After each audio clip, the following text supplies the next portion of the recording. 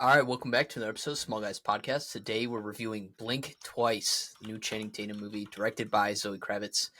When a tech billionaire, Slater King, meets cocktail waitress Frida at his fundraising gala, he invites her to join him and his friends on a dream vacation on a private island.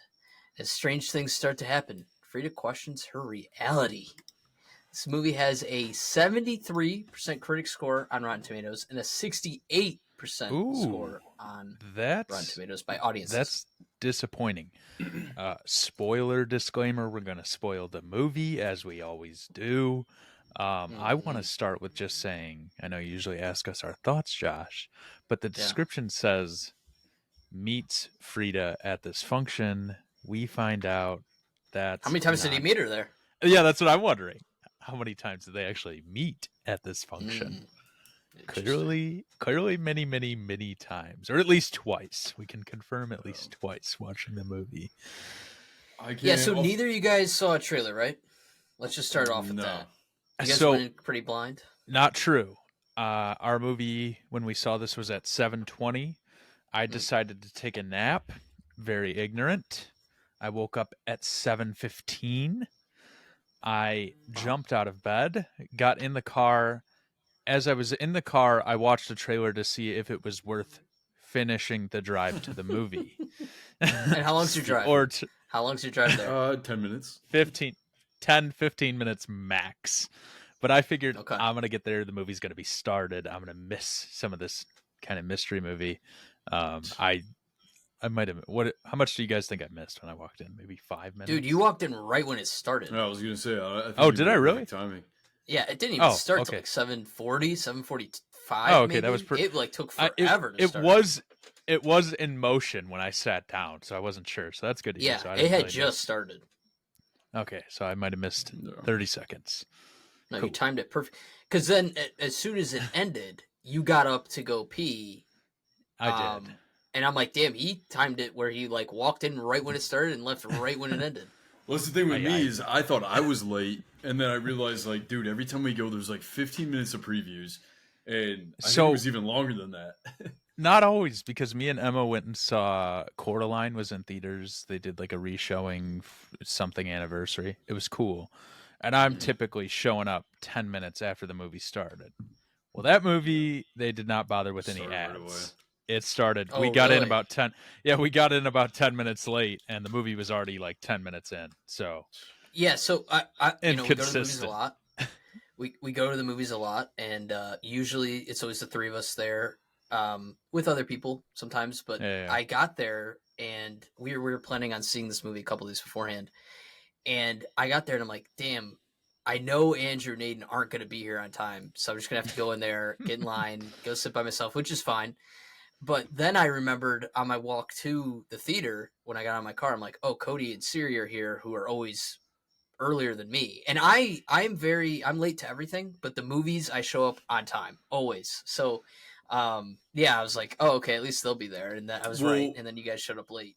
My thing, I'm notorious for forgetting that I bought movie tickets. So, like, anytime I'm late to a show, like, especially, like, one that we just go out, like, we book it the night before, like, stuff like that. Like, I was cutting my grass. My grandma called me. She's like, hey, she want to go to dinner? I'm like, yeah, I'm down. I'm like, I'll pick you up in 30 minutes. Made all these plans, and then I literally, like, continued cutting the grass. I'm like, fuck. I'm like, I knew I had something I was doing. See, my mistake. I'm like, I'm sorry. My mistake was it was like 5:30. I was like, I'm just going to set an alarm hour, 6:30. I'll wake up, get a quick hour in. I did. I set an alarm for 6:30 a.m. Wow. Which did not go off at 6:30 p.m. when I really needed it to wake me up. So I just naturally woke up at like 7:15. It's like, crap, the movie. But back to the actual movie, I really liked this one. I don't know how you guys thought, but I went into it with like literally zero expectations, was half awake. I know, Josh, you kind of commented and said like, oh, you weren't sure if we would like this because of how it does start kind of slow. Like the whole first part of the movie is pretty slow. But I thought it was slow, but the pacing was still good. I was interested through the whole thing because they don't give us they kind of jump right into the, they're on the island pretty quickly. They have a little bit of a beforehand in that showroom, but that's maybe 10 minutes. They don't really mess around too much. And we're totally unsure of all these characters. We don't know who's going to be. I mean, we've got ideas. You assume like Channing Tatum's character is going to be a little nefarious, little bit bad, but you don't totally know. There could be something else behind the scenes. I actually thought, I can't think of her name off the top of my head. We were just talking about her. Zoë Kravitz? No, the other girl that I said looked like her from the movie. Adriana Arona. So, yeah, we might have. She played Sarah in the movie. Yes, Sarah. Thank you. I thought for a second maybe she was going to be one of the bad people. I wasn't really sure. Yeah. Because how they kind of film her, she's got these kind of dirty camera angles, like she might be up to no good. You can tell there's some jealousy there. Yeah, but we're not totally sure what's going on, and I thought that she was a little bit better friends with some of the folks there with Slater, right. And we find out a little farther in the movie, no one, air quotes on this, no one knows anyone, which is like half true. So it's just all the girls know each other. Simon Rex is in the movie, and that's like he keeps calling her babe, so you think that they're married or they're dating or something like that, but it ends up not being the case. Mm-hmm. Yeah. No, they were they were just I don't know what you'd call them. Well, yeah. So I had they're not together. I had seen the or she can't even be married, or like just like how at the end of the movie, spoiler alert, that she's dating or married to Slater King, and he probably has no idea. Like she just keeps erasing his memory, or he keeps erasing her memory to where she doesn't even know that they're like married. Oh yeah, when she puts the stuff in his vape. Yeah. No, I'm talking about before that though. Yeah. The Mexican chick. I'm confused, Aiden. Break that down for me and the audience.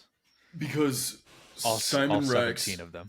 Simon Rex, when he goes, he keeps calling her babe, like they're dating or they're married, right. Whatever they are, like they're a couple. They're together. And then at the end, she's like, "No, I have no idea who anyone is. I don't even know who this guy is. Like her own husband, partner, whatever." And then we see him. Cody. They're all trading. Cody. Yeah, okay, I didn't know his real name. Yeah, they're all trading like all the girls night by night, Right. Yeah. Yeah. She says that he invited her because he was friends with Slater. Yeah. And she wanted to meet Slater, so that's why she came. Exactly. Yeah. So they're all groupies, kind of. I mean, just sort of. I mean, Slater the guy's King a billionaire. Yeah, he's a billionaire. Yeah. And obviously they want to go hang out with him. And they come to find out that he, has this snake venom perfume, blah blah blah, that erases memories. Yeah, enough to erase like everything entirely. Like I don't know how they nitpick it because they really didn't get too much in depth with it. It's like a roofie. I feel like. Yeah, basically. Yeah, it basically. I think they kind of say that it. Just like your most recent memories, like because they still know who they are. Like they haven't forgot who they like. It's not like. Yeah. Like an Alzheimer's or something where they're forgetting who they are. It's kind of like a short-term memory loss perfume that works really well. I mean, I guess, but the one thing that doesn't make sense is that if the main girl, Frida, was there prior a year ago, how would she not remember? Oh, the island, like, oh, this place is beautiful. Like, like, hey, because as soon as she gets there, she changes, puts on the perfume, so she doesn't even recall being at the island.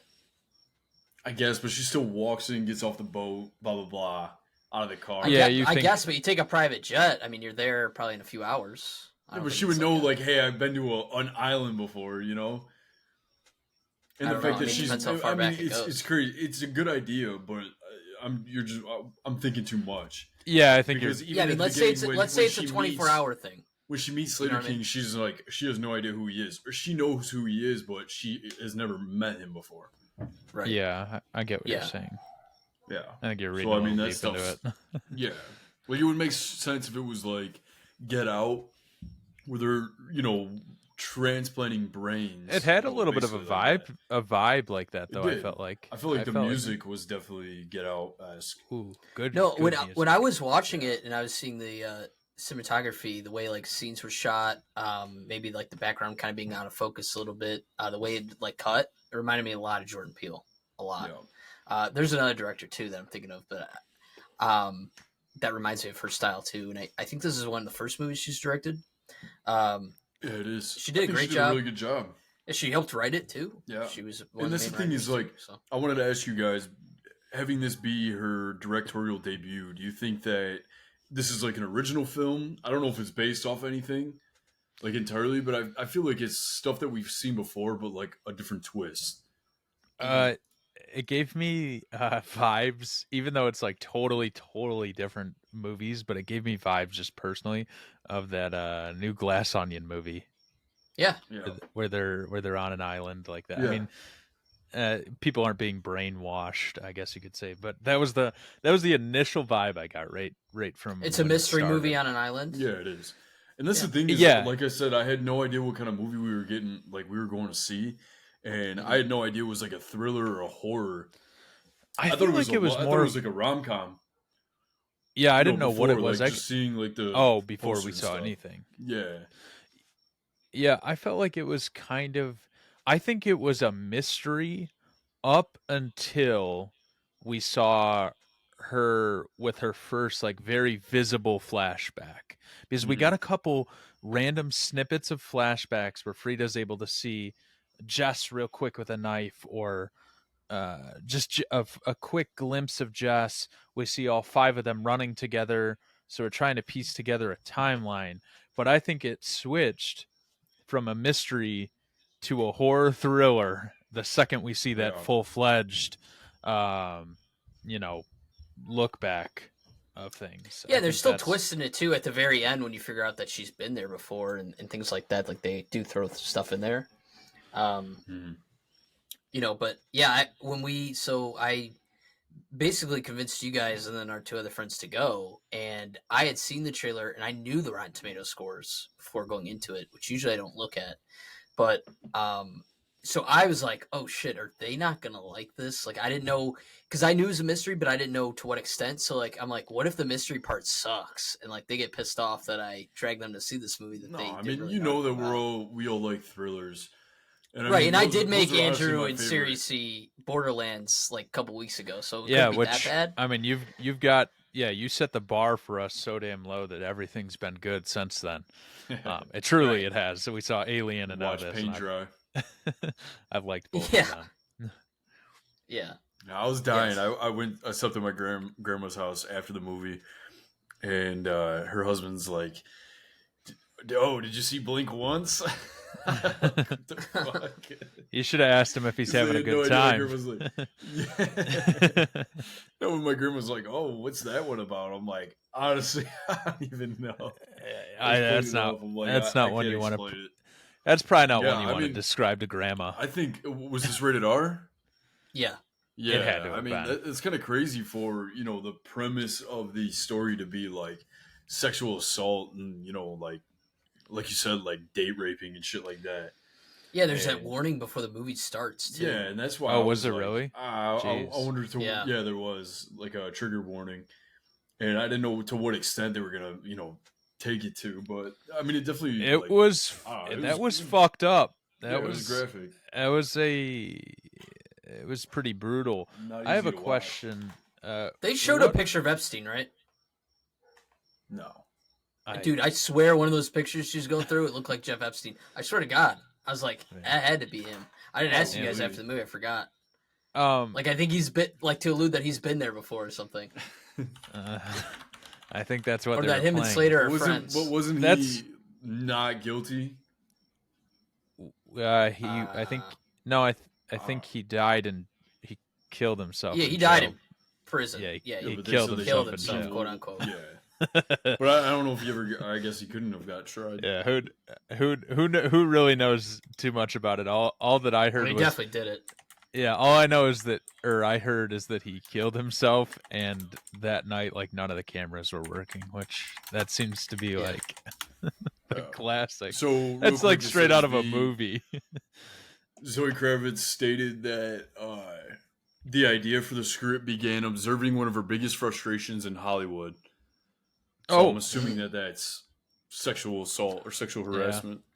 They did a really good job of, I hate to like say it like this, but like female empowerment. Yeah. But they did a really good job where it felt like I was rooting for these girls. I was like, fuck Slater up. Like as soon as when they had that little walkaway scene where they have the knife and the gun, I was like, yeah, go in there and fucking murder those guys. Like, so if you guys could each have one guess on what the original title for this movie was, what would be your guess? Quick, don't think about it too hard. Island Fun. Epstein's Island. No. Pussy Island. Was it really? Yeah, that's what it says. That would have been hard for marketing. Yeah, exactly. Blink Twice was good. The worst part they changed it 8 months before it was released at theaters. The worst part is like if you make the Epstein comparisons to this movie, the Epstein stuff was even worse because all the people were underage as well. Like, also, it was real. This is a movie. Yeah, it's real. I'm just saying, like, based off the comparisons, like, I think real life was even worse. And then they didn't have, some of them weren't drugged, right? So they do remember some of the shit. So, to a certain degree. What was the point of Lucas, the one that had the app? Was he just also there to get fucked, like the boy with the nice hair? Oh, the twink. Yeah. No, I think he was in on like doing it. I just think he was like a nice person. I don't know because they try to convince him. Cut. We don't have to cut that. No, we don't have to cut that. Well, now we're laughing. That needs to be a clip. Yeah, but I think Lucas was just mainly. I don't know because like they show when the women are getting attacked that like he was like running away or they want to be in a part of it, but. He seems like somewhat innocent, but I still think he's just guilty by being there, right? I mean, knowing what's happening. He said that he invited him because he just sold his app or they just acquired it or something like that. Yeah. And he's like, what did I do? And he's like, absolutely nothing. So I don't know if he's the one that's getting his memory wiped too. Yeah, I was going to say maybe he was just like a test subject. Like, let's try this on a male as well, just see how it works. Probably. Yeah. I thought that scene was crazy when I think what was the guy, Navy SEAL, his bodyguard? Yeah, the Marine. Yeah, Marine. I thought he got taken out too quick. I guess it makes sense. Yeah, but I feel like he would have had a little bit. He was in the background of like every shot. He was, but he would have had a little bit too much plot armor being like ex-trained Marine with a gun. Like, I'm glad that he kind of just got snuck up on and rocked to the brain. Like, also, one girl. Oh yeah, he does. Mm-hmm. Yeah, he does. The blonde girl, man, she went down quick. She didn't get much done. Yeah, no. She killed the one guy. She got one kill. Yeah, 1 for 1.0 KD. I thought it was funny. I mean, seeing Simon Rex and Haley Joel Osment. You haven't seen them in anything. I think the last thing I saw Haley Joel Osment in was The Boys. Yeah, that's what I thought when I saw him too. And then he was in Simon Rex. I mean, he's in one of the best movies of all time, Scary Movie 2 or Scary Movie 3. Slater. No, this is a really good cast actually. Yeah, I was surprised. Were you guys shocked at all when Stacy, because they're giving her those venom shots, that like did you guys think she was in on it? What did you guys think of that? Because she attacks the manager. Yeah, she attacks Frida in the bathroom, saying she didn't want to remember, but like so clearly she knew something. Well, you could tell at the beginning of the movie, like her relationship with Slater was obviously weird. They're like blowing kisses at each other, and then he said that he needs therapy and shit. And so, I mean, I don't know, but it doesn't really show like her history. I'm sure if you like stopped it like on the picture of all the Polaroids on the ground, I'm sure there's like some more details in there. One of her where she kind of just stuck around or something and kind of, maybe half knew what was going on. I did really like how she got killed because doesn't she say like, what'd she say? I was trying something like I was trying to help you or something. Do you guys remember the line? Yeah, when she gets stabbed, she's like, "Please don't help me," and she goes, "I tried to, bitch." Yeah, badass line. Badass line. I was like, okay, Frida. I was really happy with that. Josh put a clip of that in here. All right. Thanks. Yeah, no, I mean, it's crazy because I mean she's a lot older than them too. Same with that, Marine. Like obviously, those two people were there, just like, fucking seeing everything go Question. down. I got another one for you guys. Why was the housekeeper? I know. Yeah, the last one didn't go. Like we made the movie. Well. Go ahead. I know. Thanks, guys, from Amazon Studios. Why was the housekeeping lady, the Hispanic lady, why was she saying Red Robin? Do we know? Red Rabbit, because that's what was on her nails. She was originally there, and she had. I thought she was saying Robin the whole she said Red time. Robin too. I thought she said Red Robin. Rabbit. The first time I heard her, I thought she said Red Rum. Well, no, Red Rabbit makes way Red more Rum, sense. I feel like an idiot. Yeah. No, hey, right away, like one of the first lines is like Slater King, and I swear it said Liver King. I'm like, what the fuck? Like when she's on TikTok, hey, it's Liver King here, like on his apology video. Which was funny, by the way. That apology video was funny. But what did he get? What did he do wrong? I think it was some kind of allegation of abuse or something towards his workers. Don't make sense. That. Right. Yeah, it was something like that. I don't know. It all kind of adds up. We should talk about that when he has his mini monologue there, where he's saying, "I'm sorry," and he was saying that forgiveness isn't real. Really good acting by Channing Tatum there. He was scary. He was pretty scary. He started getting teary-eyed and veins and how about wait, real quick. Now that he was scary there. Like I know that he was supposed to look like a psychopath, and damn, did he nail that! I think one of the best scenes in this entire film is when she's looking for the phones, and he's walking out of his office, and then he turns around. He's like, "What are we gonna do with you?" And then the camera pans back to her under the desk, and she's like shaking. Like that was crazy. I thought he was 100% onto him. And then at that point, I'm like, "Holy fuck!" Like Channing Tatum, like he's about to just turn dark right here. Nope. Yeah. I mean, he's a big guy. He's talking about the red chair. Yeah, the red chair. So, I mean, Channing Tatum is a great actor, but I think that with this being an R-rated movie, I think we could have got a little bit more out of him.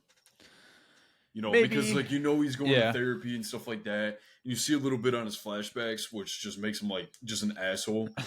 Well, I don't know if his therapist was really there to help. No. And it's funny because we see that those rooms, the room with all the bags, like the to-go gifts, or the party favors, I guess you call them, is the Venom perfume, cologne, whatever it is. So because the Venom's what cures it. Yeah, or makes you remember. No, Venom doesn't cure it; it just brings it back. I mean, it like flushes them out in a way. Yeah, that's bloody nose and flushes out the other toxins. I was going to say it's probably so toxic for their body that it wakes up your senses really quick. It reminds me of Percy Jackson, and it reminds me of Men in Black. Wow. Okay. The Percy Jackson. I could kind of see. Yeah. I can. Lotus flowers. I didn't even think of that. I like that. Not either. Yeah. Me and Josh were talking about this, Aiden, when we walked out of the movies. From the get-go, I'm sure you thought this kind of too. We knew something was going to alter people's state of mind. Like, we didn't know if it was the perfume or maybe it was the raspberries maybe it was the drug. Like, but I did think they did a really good job with that on the movie. That you just don't know what the cause is. Yeah, you knew that there was something that was causing it, but they did a really good job with like the camera angles, the cinematography, and focusing on things that it made you think, ooh, maybe it's that raspberry. Like she spits it out at one point, or maybe maybe it's the raspberry or it's the champagne. Because in every shot, even when Frida and Slater are together, like laying down in the middle of the woods, they're having a serious conversation. You just see a hand reach someone out comes out with the champagne. Yeah. Yep. So I did really like that part of like the mystery of this movie, because it made you knew something bad, something evil was going on in the background. and you knew that something was altering their state of mind and making them forget things, but it was the mystery of what was it, and then when it's revealed that it's the perfume, you weren't surprised, but also you were kind of happy that you figured out the mystery. Right. I felt and I thought too at one point maybe it was the dinner they're eating, because one of the guys like in that group was making the dinners every night. So yeah, that, or when they started taking the drops on the tongue, I'm like, all right, this could definitely be the. This could, that was like the most. I thought they were all just getting high, and then they wake up partying. Yep, they come down and they're just like, what the hell happened? But no, there's more to it. Well, and you see them running like halfway through the movie, all the girls, and you think, oh, well, they're just all off drugs, like running around having fun. Like you don't even think that they're running from something. You know what I mean? Yeah. Like I didn't assume that. I mean, even like the one scene where the girl's just tied to the pole, just screaming. Mm-hmm. Yeah, that's nuts. That whole scene when we got that flashback, like I said, of Frida, that was hard to watch. That was I felt really uncomfortable in the theater at that point. Two things before I forget. Like right when they first get to the island, the two girls that are out of place because they think that everyone's famous. The one girl, the Hispanic chick was, she was Sarah. Sarah was on the TV show, who knows? Basically Survivor, but with Yes. Yeah, I think we kind of mentioned that. Yeah, and I thought it was good because they're like, doesn't this place seem weird? They're like, I don't know, I think it's just because they're rich. And it makes sense because that's what everyone else would think. And they think that they're in a friend group, and they're just two cocktail waitresses. Yeah, they're out of place and they shouldn't be there, but they are. Mm-hmm. So that was cool. I want to just piggyback off that real quick, Aiden. I liked when we got that, when Frida and Sarah finally do kind of friend up or band together, that Sarah is like, no, even when they banded together, I thought Sarah was still playing Frida at that. Like it took me a second until I was like, oh no, they really are in this together. Like I thought here's my thought process. Frida has figured it out, and Slater knows that Frida has figured it out.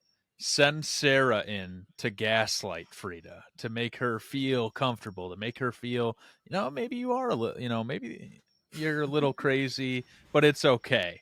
We quickly find out that's not the case. They're together. Those girls are banned. They're like, no, something bad, something fishy is going on here. And then you get a flashback of him just snapping her neck. Yeah. And then what the hell did they do with her? That was crazy. I mean, but then another good part, the chickens. Going back on Channing Tatum's acting in this movie is, when he's got her tied up on the ground, like at the end, he's like about to slice Sarah's throat, and then she's screaming like, no, and he's like points a knife at her. Oh no, he originally pointed the knife at Frida. And then Frida's like, no. And then he's like, I would never kill you. You're like my best friend. So that they've been together. And then that's when she finds out that she's been there before. She hit her head. That's how she got that scar. And he's telling her, like, how'd you get that scar? She's like, honestly, I don't know. Well, no, she figured it out when she was in the bathroom before she killed Stacy. Because she knocked over those pictures and she looked and she saw herself. An old picture of herself. Yeah, but enough. But who knows? Like he just said, like, oh, remember last year? She bit the guy's pinky off. So I mean, realistically, we don't know how many years she's been there. Enough to say like she's like his best friend. Like, what's crazy is that he wants to keep bringing her back. Exactly. Right, and problematic. She's ripping. We don't know how many days. We don't know how many days they're there this time or the time before. No, I mean, it could have been a month. I don't know. It's crazy to think. Like, how long have they been there? Has it been a week? I don't know. Yeah. I think the ending. This movie definitely reminds me of Don't Worry, Darling. But remember how the end of Don't Worry, Darling was, them just in there. Basically the boyfriend kidnaps the girlfriend, plugs him into this metaverse, like virtual reality. Thing. Yeah, virtual reality. That was such an unsettling ending. That like the whole end of that movie, like that was such a weird. If you haven't seen that one, Don't Worry, Darling, check it out. I think we reviewed it as well. But that movie, the end of that was really unsettling. We also spoiled the shit out of it. It's fine. We did just ruin the entire movie, but it's okay. Still a good watch. You can still watch it. this movie, I didn't feel like it ended unsettling. I felt it. Yeah. I was happy with the ending. I was like, good. Frida took over. And even with like thriller movies and stuff like that, like almost all the endings are like cliffhangers. You have no idea what the fuck. You got to go look it up. Stuff like that. I feel like this one is just laid out very neatly. It's laid out. It's laid out well. She becomes we quickly swap roles. Yeah, they essentially swap roles. And the reason, me and Josh talked about this too, is the reason that it hit Slater so quick is because he's not got that as perfume. He's hitting that as a vape straight to the brain. He's dead. That shit's going straight to the brain. There's no. I need to try that flavor.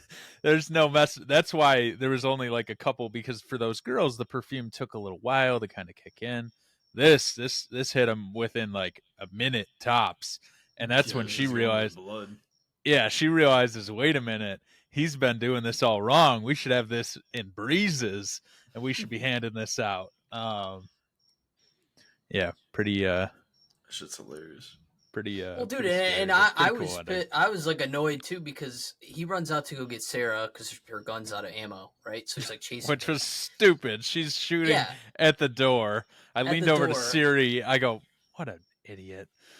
Like she's just shooting. Well, not to mention too, we're at a point where Frida was in there for a while with him because she went unconscious. She woke up. They monologued for a while. So, like, then she decides, hey, I'm going to try to shoot all these bullets at the door. She probably sat out there for, like, 20 minutes. And then, so he runs out to go get her. And Frida, we see she's, like, cutting herself loose while they're talking. So I'm thinking, like, she's going to be ready with the knife. And no, like, he runs in and she's just now starting to make her way to the knife.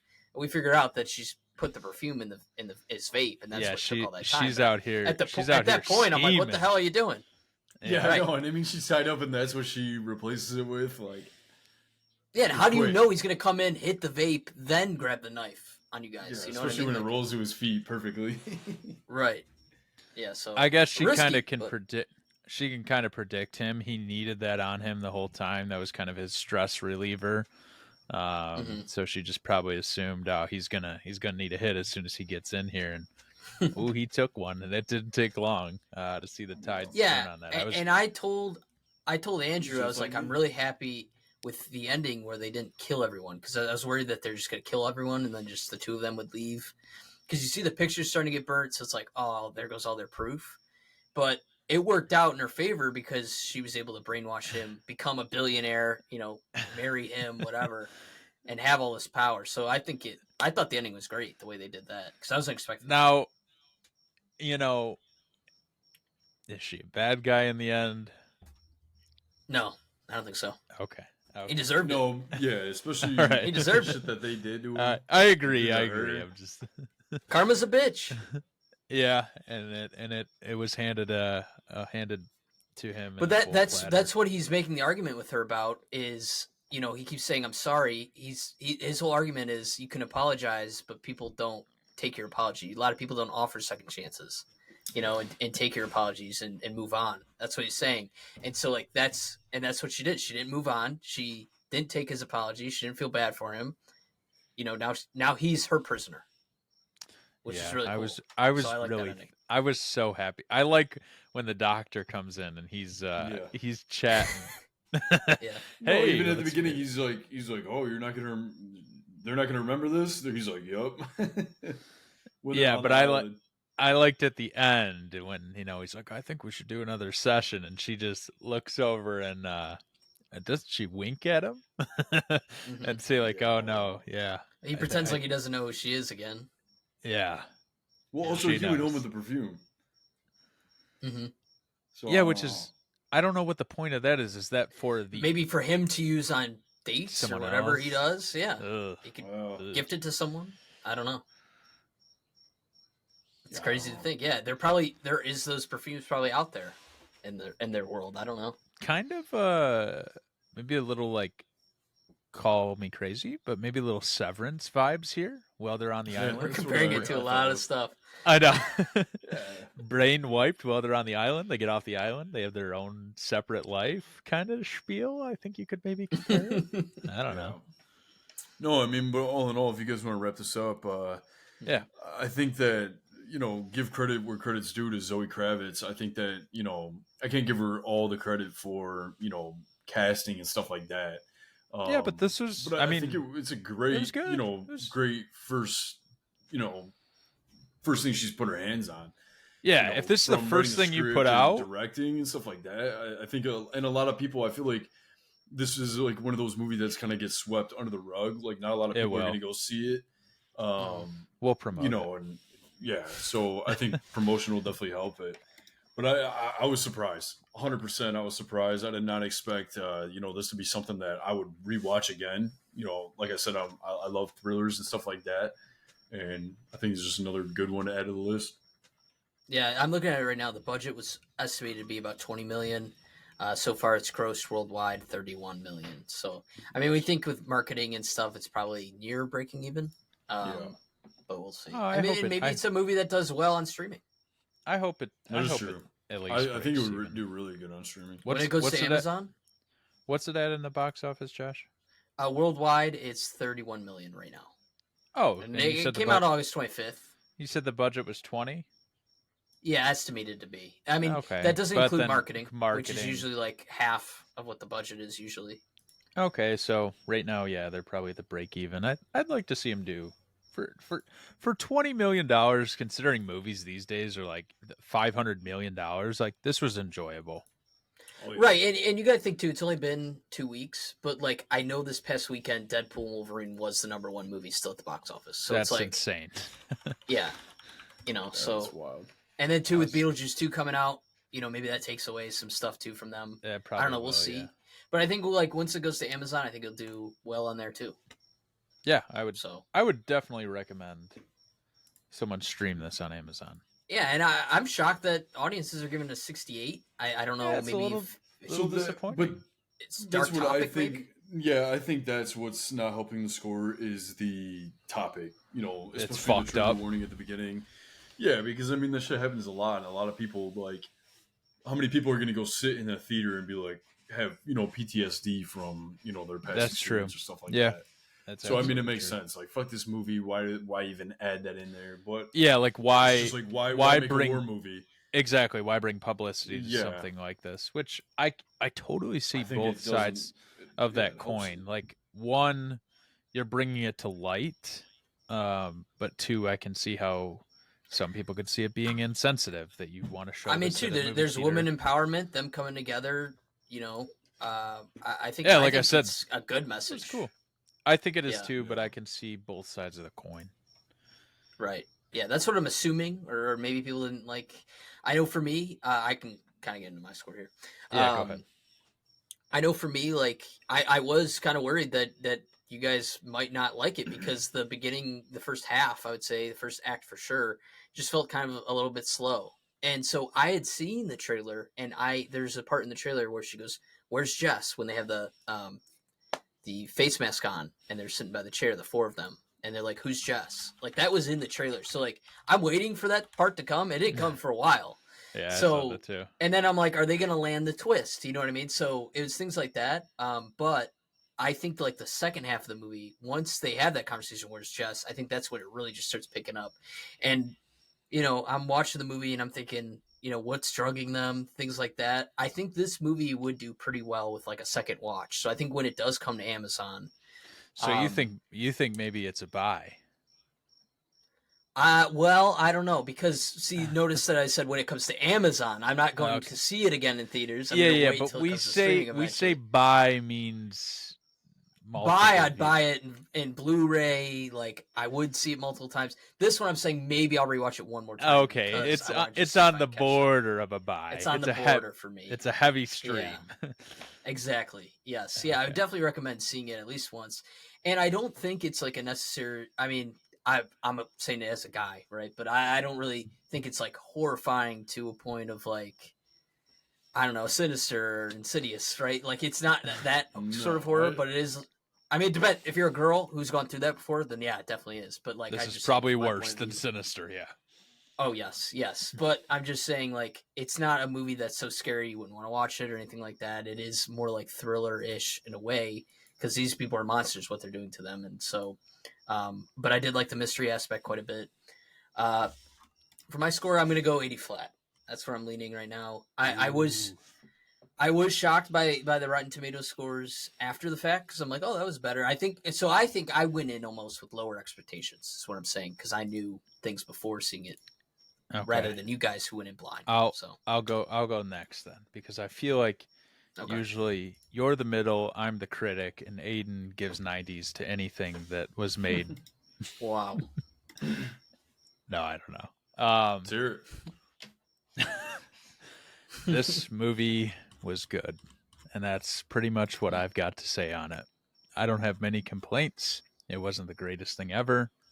For a first movie debut, a lot of props.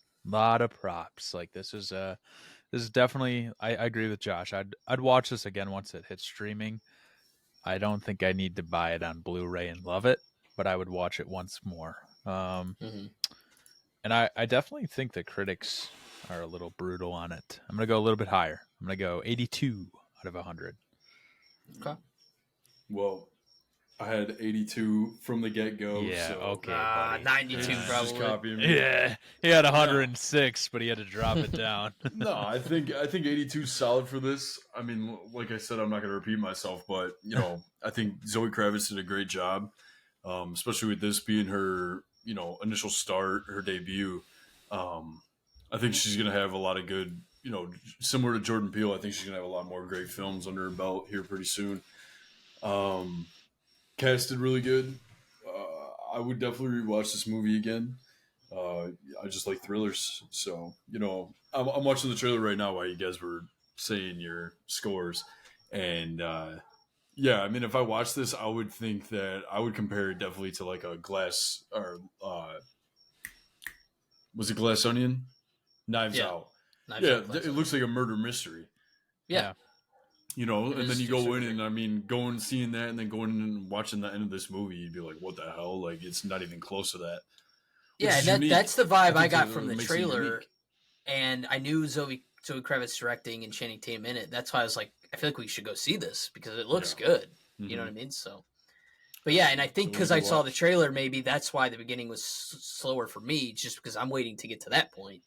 Yeah. So I think that's what hurt. Yeah, so I'm going solid 83 just to one up Andrew. So wow, screw this guy. I think on the second rewatch, I'm going to count how many times Channing Tatum said "I'm sorry." I think he must have been in the 30s, probably. Yeah, that was that's a good little monologue scene. He was psychotic there. He played that well. Yeah. I love when you totally see actors like just disappear from themselves and engulf the role. Like that's what he did there. Like that was really good. I don't know if it's a smaller theater, like a smaller room, and the group we were with was pretty vocal. It was pretty filled up in there. It was, but like people kept commenting after certain stuff that was making me and Aiden laugh. I like a vocal. I like a vocal theater. Right. It depends on the kind of movie. Yeah, as long as it's not obnoxious. Yeah. No, it was funny. But yeah, no, that was our Blink Twice review. Next week, Beetlejuice 2. Ooh. Yeah. I heard that one's doing pretty well, right? I don't know. I can look at the Rotten Tomato scores. I haven't yet. Wow. Don't. We don't. I'll look. I got it right here. Don't tell us. Mark my words. I think it's going to be garbage. Critics. There's only critic scores, not an audience yet. Because it's technically not. You don't touch what's already gold. It's true. We don't want to hear it, Josh. Not on this review. Yeah. All right. Fuck it. To the people. We'll see you next week. No audiences. I mean, Tim Burton's still doing it. So, all right. He's directing it. So it should be good. We'll see. Peace out. See you guys. See you guys. See you next week.